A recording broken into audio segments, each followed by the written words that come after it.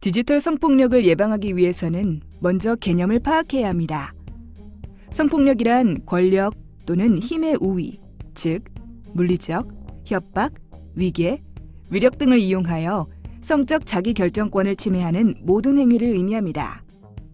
그리고 디지털 성폭력이란 디지털 매체인 SNS, 카메라, 컴퓨터 등을 이용하여 개인의 인격권과 성적 자기결정권을 침해하는 모든 행위입니다. 이런 디지털 성폭력은 가상세계이자 익명성이라는 특성으로 오프라인, 현실 세계의 위계와는 별개의 위치성을 가지고 폭력의 가해 피해가 발생합니다.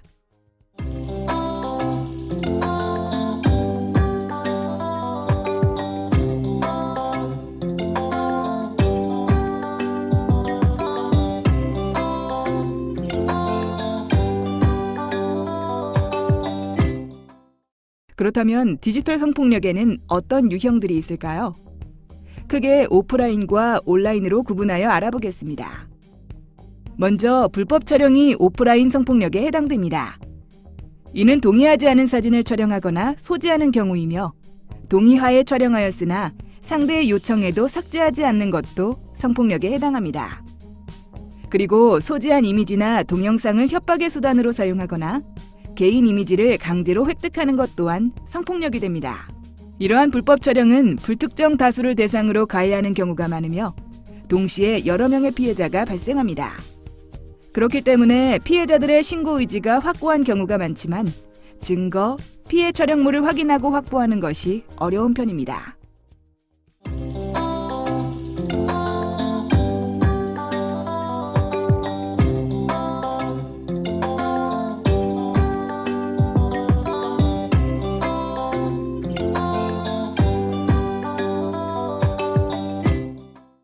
온라인 성폭력은 성적 촬영물 비동의 유포, 재유포 및 제3자 유포, 유포 협박을 의미하는데요.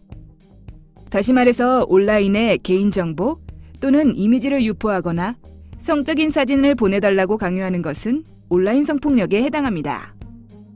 다음으로 성적 촬영물 비동의 유포는 촬영이 이루어질 때는 동의를 했으나 해당 촬영물이 유포되기를 원하지 않는데도 불구하고 강제로 유포되는 것입니다. 이것은 촬영 당사자가 유포할 수도 있고 유포된 촬영물을 소지한 제3자가 재유포를 할 수도 있습니다.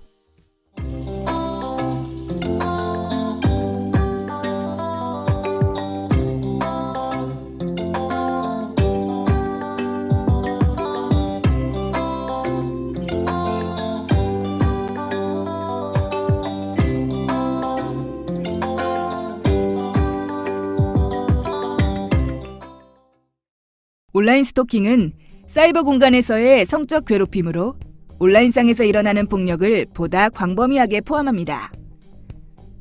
해킹 어플리케이션을 설치하여 계정을 해킹하거나 협박 전화 또는 원치 않는 문자를 계속 보내는 것입니다.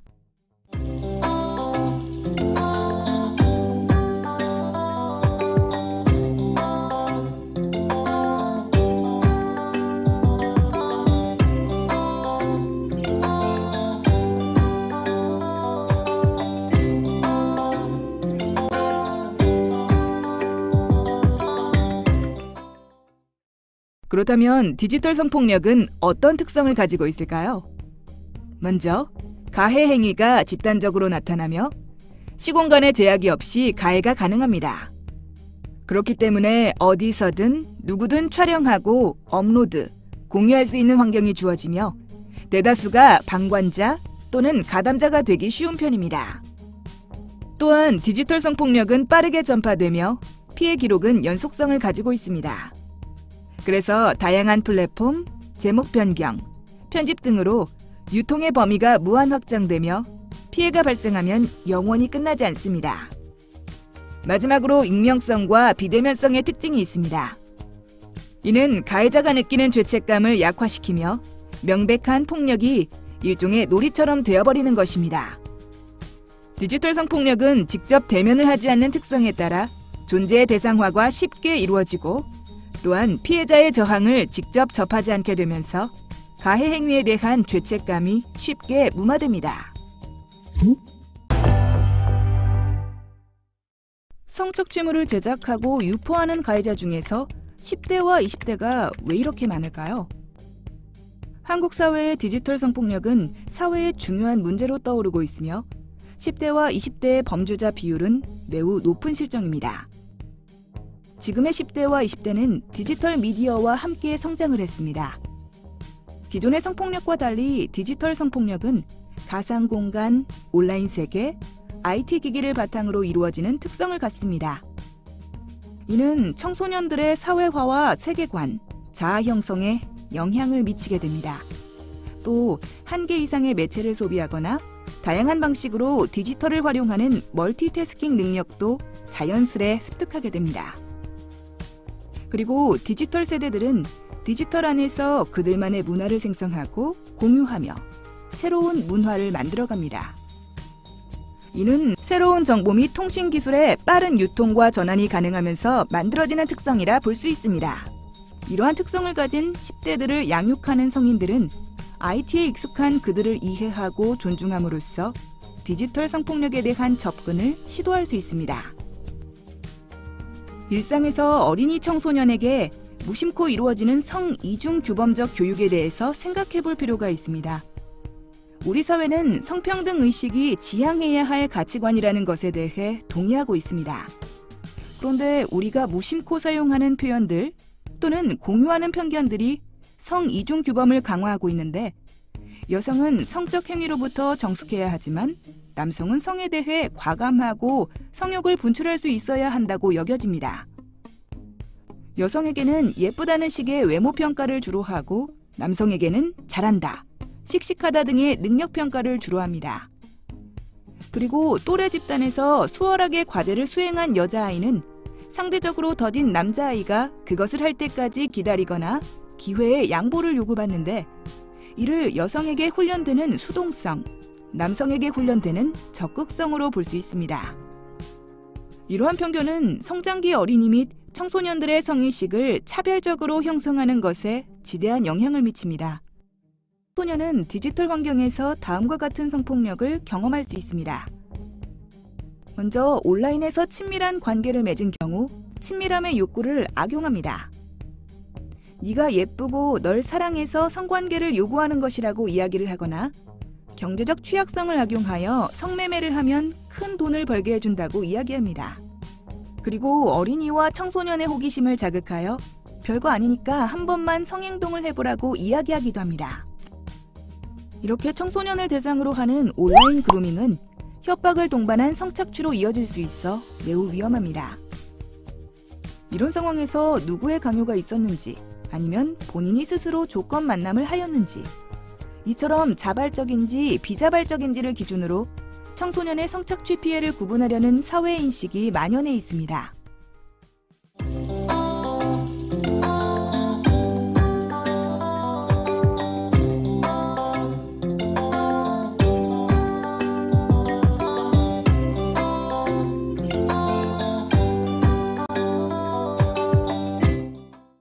다음은 게임을 하면서 경험하는 성폭력입니다.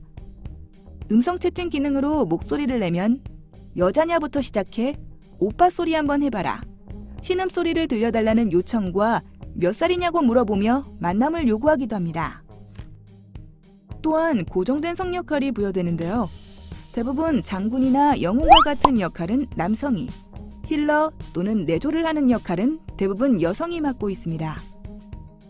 그리고 현재 게임 산업은 여성보다 남성 유저들이 많은 환경이라 10대 남자 청소년들은 그 안에서 성차별, 혐오, 대상화를 학습하게 됩니다.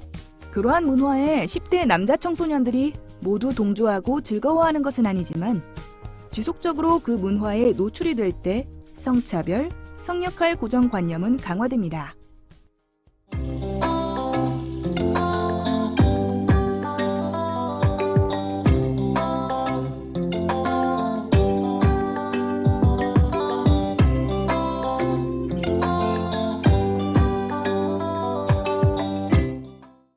마지막으로 단톡방 내 성폭력입니다.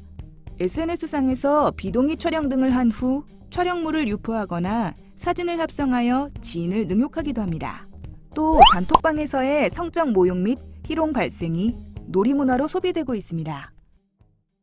디지털 성폭력을 이해하는 데 있어서 알아야 할 용어 중에 리벤지 포르노란 연인 간에 촬영되었던 영상물이 연인 관계가 끝난 후 유포되는 것을 의미합니다.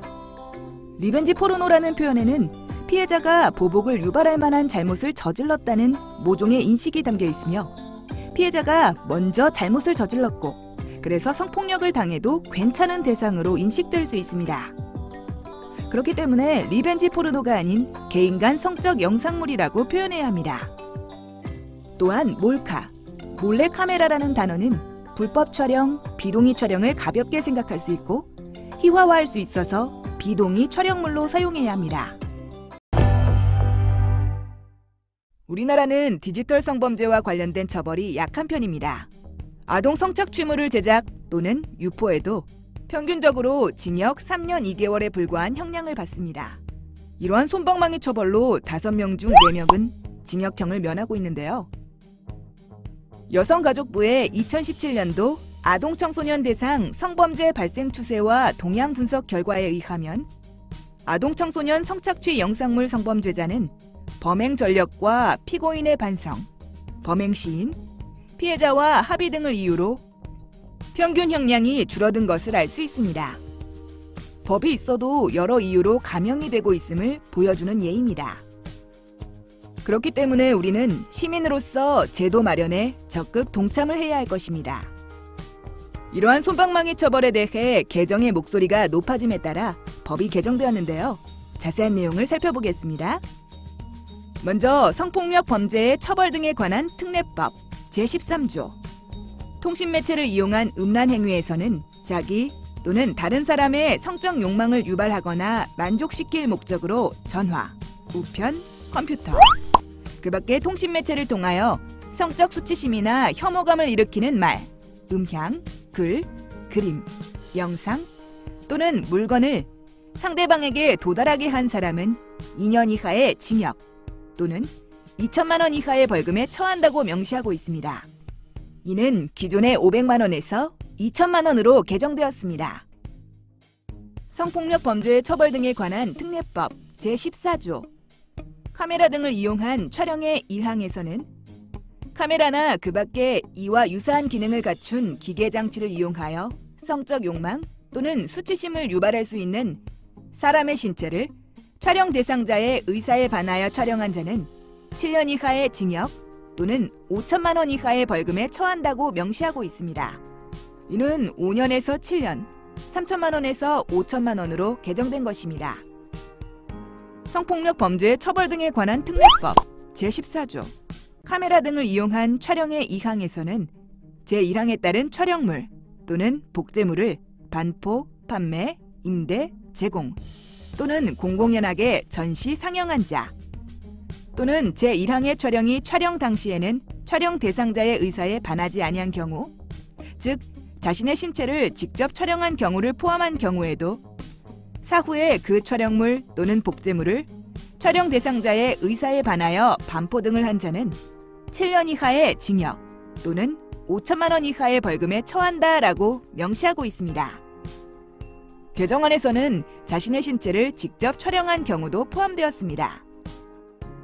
사망에서는 영리를 목적으로 촬영 대상자의 의사에 반하여 정보통신망 이용 촉진 및 정보보호 등에 관한 법률 제2조 제1항 제1호에 정보통신망을 이용하여 제2항의 죄를 범한 자는 3년 이상의 유기징역에 처한다고 명시하고 있습니다. 이는 기존의 7년 이하의 징역에서 3년 이상의 유기징역으로 개정된 것입니다. 개정안 이외에도 제14조 4항, 5항이 신설되었는데요. 사항에서는 제1항 또는 제2항의 촬영물 또는 복제물을 소지, 구입, 저장 또는 시청한 자는 3년 이하의 징역 또는 3천만 원 이하의 벌금에 처한다. 5항은 상습으로 제1항부터 제3항까지의 죄를 범한 때에는 그 죄에 정한 형의 2분의 1까지 가중한다는 조항을 신설하였습니다. 디지털 성폭력을 예방하기 위한 방법에는 어떤 것들이 있을지 알아보겠습니다. 너희 부모에게 알리겠다는 성착취 가해자들의 말은 어떻게 해서 피해자를 협박하는 말이 됐을까요? 피해자들은 왜 신고하지 못했을까요? 10대들은 어려운 일을 당했을 때 절대적 조력자가 필요합니다.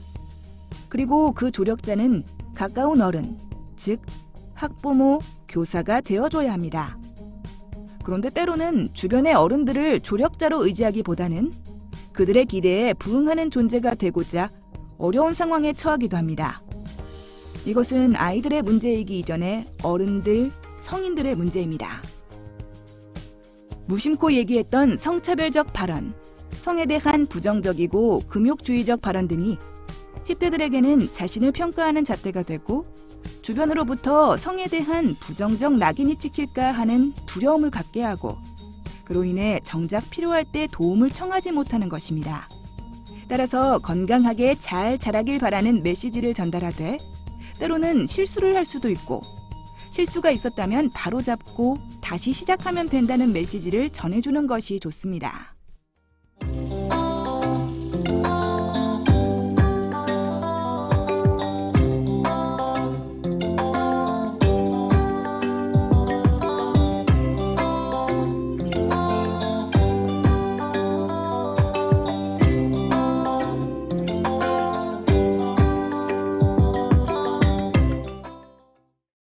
디지털 성폭력은 양육자를 포함한 성인들이 해결해야 하는 문제입니다.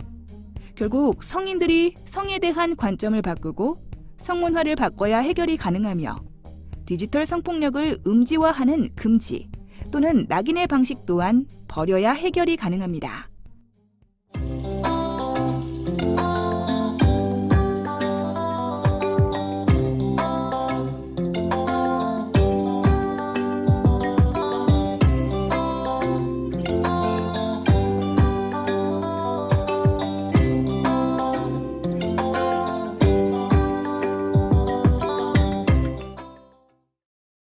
다음으로 인간은 섹슈얼한 존재로서 청소년의 성적 욕망에 대한 생각이 전환되어야 합니다. 현재 남자 청소년들이 성적 존재임을 인정하는 것은 너무도 충분한데 반대로 여자 청소년들은 지금까지 충분히 인정받지 못했습니다. 평등한 성욕구 표현의 방식에 대한 고민을 통해 앞으로는 여자 청소년들도 성적인 존재임을 인정해야 합니다. 디지털 성폭력에서 가장 중점인 디지털이란 수단을 금지할 수 없다면 어떻게 사용하도록 하는 것이 좋을까요? 청소년들은 SNS를 소비하는 문화계층으로 사이버상에 사진을 올릴 수도 있고 성적 존재로서 성적 대화를 할 수도 있습니다. 그들은 옳고 그름을 판단할 수 있는 능력을 갖추고 있으므로 매 순간 위험에 빠지지는 않습니다. 다만 위험이 감지됐을 때 행위를 멈추고 도움을 요청할 수 있는 환경을 만들어주는 것이 필요하며 이때 학부모가 조력자의 역할을 하기 위해 노력하고 있다는 것을 평소에도 보여줘야 합니다. 좋은 조력자의 역할을 하기 위해서는 불안을 거두고 걱정을 감추고 평소에 대화를 많이 나누고 더불어 성에 대해서 편안한 마음으로 소통할 수 있도록 부모님 스스로 노력해야 합니다. 만약 디지털 성폭력이 일어났다면 어떻게 대응해야 할까요? 가장 먼저 나의 안전을 확인합니다. 현재 내가 있는 공간과 내가 사용하는 통신기기의 해킹의 여부를 알아보고 혹시 GPS가 켜 있다면 끄도록 합니다. 디지털 성폭력이 일어났다면 개인적인 해결에는 한계가 있기 때문에 경찰 또는 지원단체 활동가에게 문의하도록 합니다. 마지막으로 안전을 확보하되 수사의 증거가 될 수 있으므로 가해자와의 문자 기록, 통화 기록, 가해자와 대화한 어플리케이션을 남기도록 합니다. 이때 증거를 남기는 방법으로는 문제 사이트의 링크, 주소, 채정 시각 등을 함께 캡처합니다. 그리고 삭제 요청한 증거를 준비하며 이때 삭제되지 않을 시 서비스 제공자에게 책임을 물을 수 있습니다. 마지막으로 채팅 어플의 메인 파일과 서버 저장 파일을 통째로 컴퓨터에 백업하도록 합니다. 내 자녀에게 만약 피해 상황이 발생했을 경우, 디지털 성폭력의 특성상 본인도 모르는 사이에 유포되는 경우, 친밀감을 바탕으로 이루어지는 경우 등으로 아이들은 자신들이 범죄의 희생자라는 것을 인식하지 못할 수 있습니다. 도움이 필요하다고 인지했더라도 알려지는 것이 두려워서 도움을 청하지 못하는 상황일 수도 있고 아이는 가해자에게 협박을 당하고 있는 상황일 수도 있습니다. 내 아이의 피해 사실을 인지했을 때 아이를 질책하는 것을 최대한 자제합니다. 그리고 어떻게 도와주길 원하는지 아이에게 물어보고 아이를 지지해주는 사람들과 연결해주는 것도 도움이 됩니다. 하지만 반대로 내 자녀가 디지털 성폭력 가해자가 되었다면 불법 촬영물 또는 성착취물을 다운받는 것을 멈추고 이미 다운받은 후라면 절대 유포를 하지 않고 바로 삭제합니다. 가해 단톡방에 이미 참여를 하고 있을 때 참여 의사가 없음을 밝히고 빠져나올 수 있도록 양육자가 최대한 조력합니다. 마지막으로 디지털 성폭력물의 유포 주체가 되어 있을 때 전문기관에 의뢰하여 유포물 삭제 등 적절한 후속 조치를 취하여 더 이상의 가해를 방지하도록 합니다. 디지털 성폭력의 성격상 아이들이 가해 행동을 하게 되는 경우 때로는 본인도 협박을 받거나 유인을 당해서 동조자가 되는 등의 피해에 노출된 상황일 수 있습니다. 따라서 아이를 질책하는 것보다 해결적 접근의 필요가 중요합니다.